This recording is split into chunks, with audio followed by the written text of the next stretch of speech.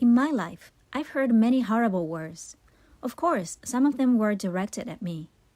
You're a single woman, you're a scumbag. But I've yet to hear an insult as bad as the one my brother-in-law used on me. I'm not going to let my brother-in-law's slanderous remarks go unchallenged. My name is Amy Smith. I am 38 years old, single, and working. Why do I have a brother-in-law when I'm not married? That's because I'm engaged. James, my fiancé, is 6 years younger than me. We met through a mutual friend and hit it off right away. I have a very hectic work schedule, and I often have to work on my days off. I met James in the midst of such hard work, and when I am with him, I could relax and spend time together. James is good at cooking and sewing, and a hard worker, all of which I am not.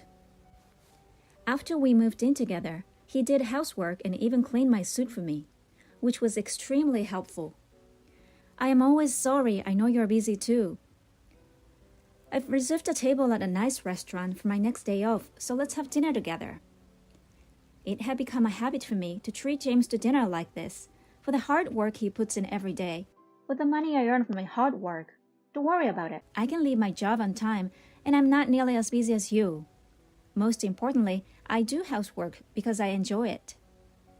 James always says to me, "How are your family's plans for our upcoming meeting?"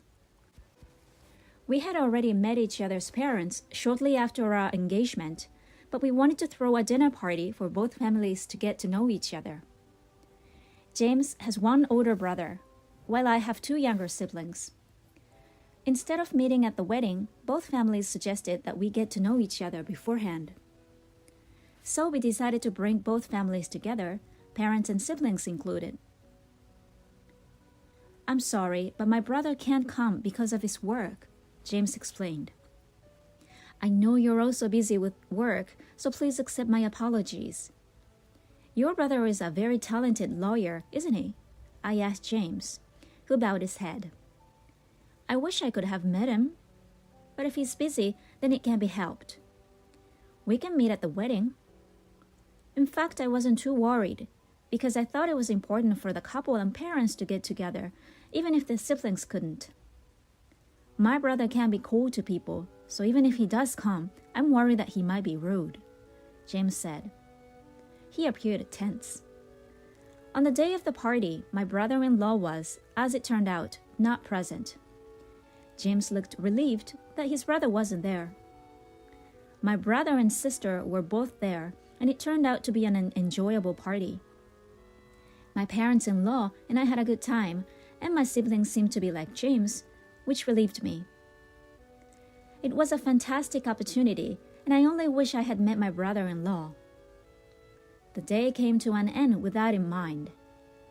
I never imagined that when I met my brother-in-law later, I would think he was such a rude person, and that it was a good thing I didn't meet him at the dinner party. My mother and I were at the university hospital one day. My mother wasn't feeling well, so she was referred to this university hospital for a thorough examination after visiting a clinic near my parents' house.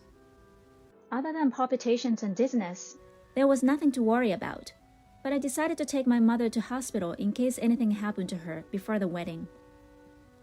My mother, who is in her mid-60s, appears young, but she could be diagnosed with a serious illness at any time. She had worried me by delaying marriage until she was in her 40s, and I felt I owed her for raising my brothers and sisters so well. "Why don't I pay for you to have a thorough checkup, Mom?" I suggested. I had never felt so strongly before. This is what I have been earning money for. I want to assist in situations like this because I can't take time off for my family. Because the tests could not be completed in one day, we had to go to the hospital several times. The tragedy occurred during the second of several hospital visits. The university hospital was extremely crowded that day, with long lines. My mother and I were waiting for our turn with a cup of hot tea in a space away from the waiting area where we could eat and drink. My phone then rang. It could be a work call. I left my tea with my mother and went to a location where I could take the call. It was indeed a work-related call. It was a call to check that I was not going to change my surname at work when I joined the family register. I returned to my mother after the phone call and I heard some yelling. What was she screaming at in the hospital? I hope my mother is all right. When I realized the yelling was aimed at my mother, I dashed over to her. My mother rose from her seat and bowed repeatedly to the man in the suit. Who is he? He was wearing an expensive-looking suit as well as a luxurious-looking watch and shoes. Pullback hair, full of pride.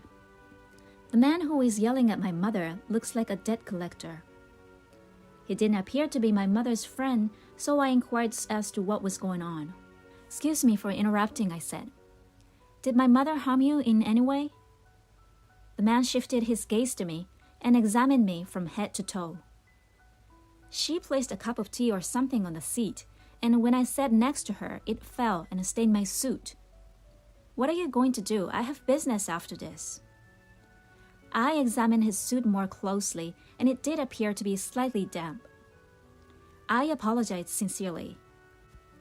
Let me pay for the dry cleaning.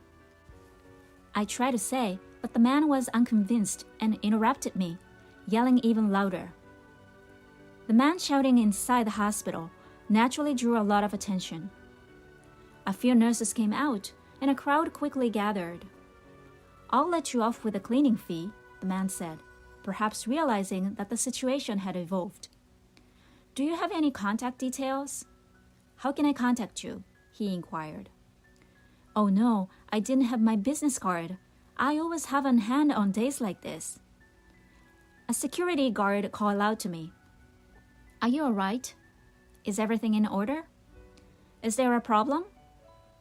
The gentleman clicked his tongue and tossed his business card at my feet. Make sure you call me, he said. There's no point in fleeing. I have a close relationship with this hospital, and I'm sure they will share your information with me. What on earth is going on? My mother and I are both sorry. I tried to fight back, but he took one look at my hand and said, You're single at your age? Women are said to have an expiration date, but you're not only expired, you're unsold industrial waste. You're like raw garbage, a single woman. He was rude once more. As I was about to respond to the insult directed not only at me, but at my mother, the man took off running to avoid being pursued by the security guard. What's up with that impolite demeanor? I'm furious. My gut was churning with disappointment over not being able to protect my mother and the rude man's comment. I bowed lightly to onlookers and security guards who had rushed to the scene out of concern and picked up the business card that had fallen at my feet. I was curious as to who the jerk was. I was perplexed as I read the name and title. So that's what all of this was about. I canceled the checkup and returned home, prioritizing my mother's mental health care. I'll never forget that guy. I'm sure I'll make him regret his rant against me and my mother.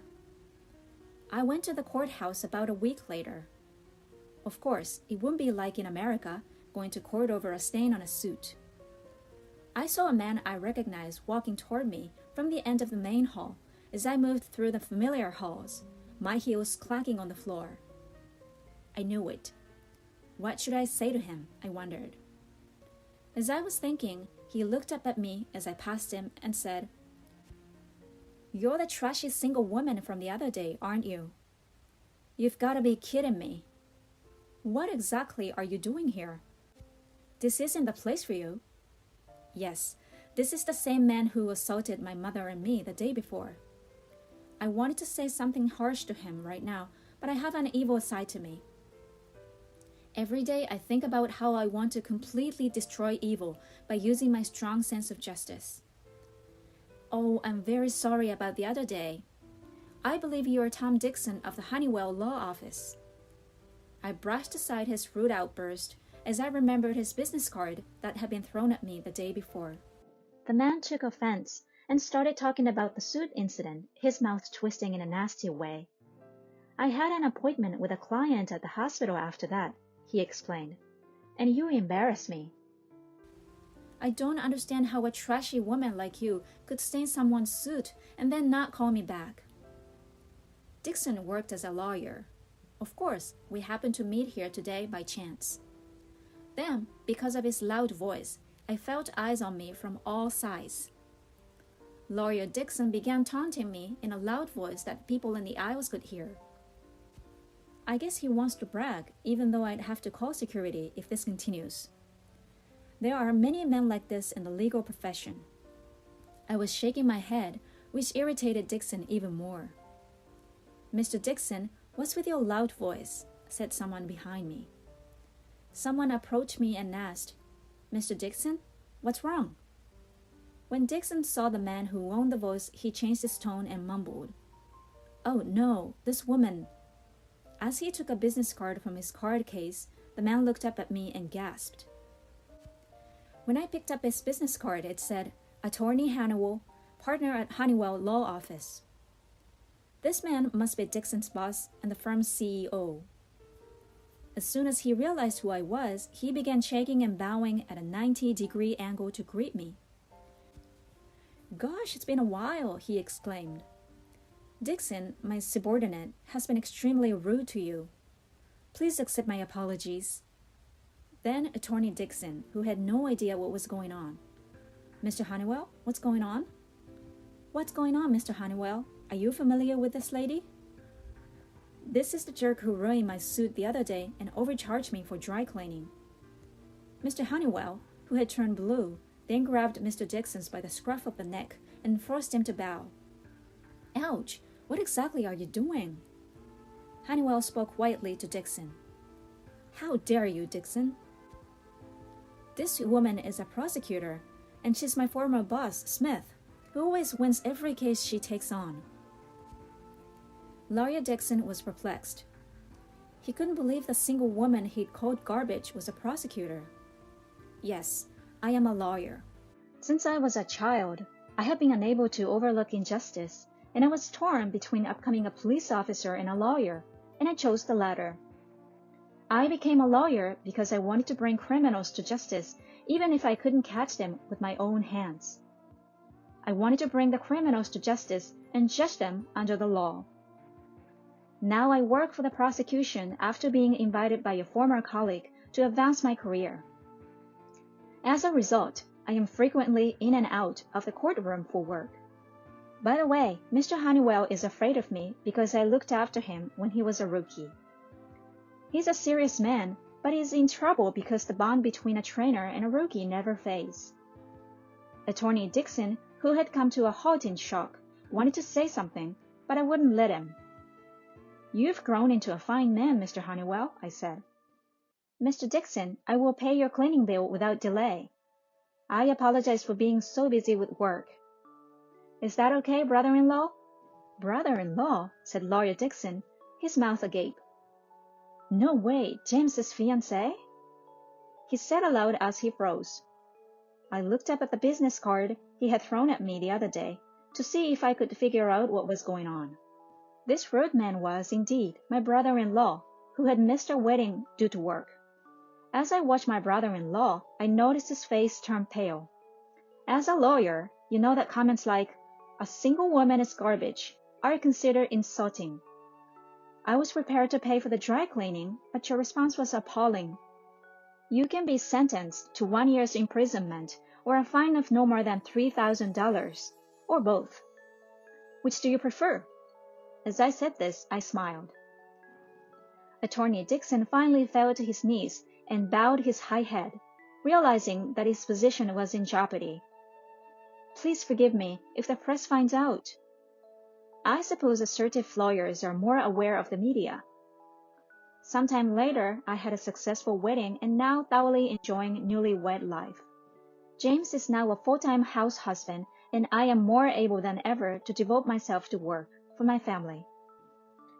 My brother-in-law apologized several times to my mother and I and offered to settle the case. But I decided to ask him to write off the dry cleaning bill and forget about it. I could make the money on my own.